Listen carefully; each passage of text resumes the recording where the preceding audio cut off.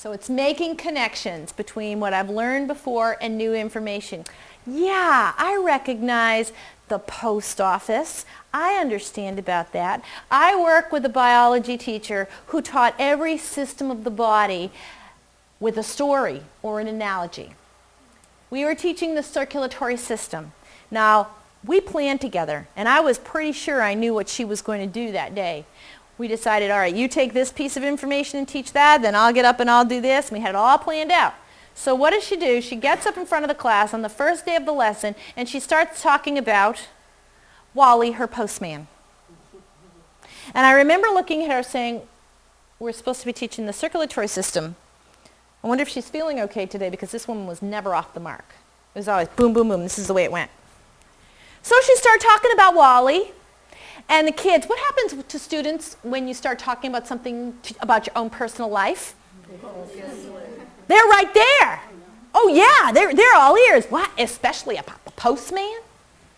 So she tells a couple stories about Wally. The next thing I know, she's drawing roads on the board. And then the next thing I know, she's drawing little houses. And then she draws Wally, with stick figure Wally, walking out of the truck, delivering mail to the different houses. And then she said, you know, the postal system works very much like the circulatory system. She said, think of Wally's postal truck like a blood cell. And imagine that just as Wally delivers mail to each of our houses, the blood delivers nutrients to different parts of the body. What I loved the best was when she said the bills were the waste.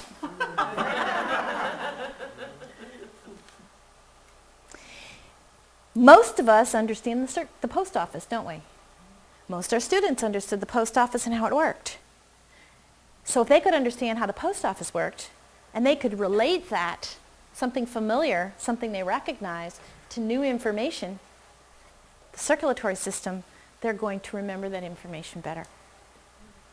Making connections, transferring information from one learned situation to another, that's recognition.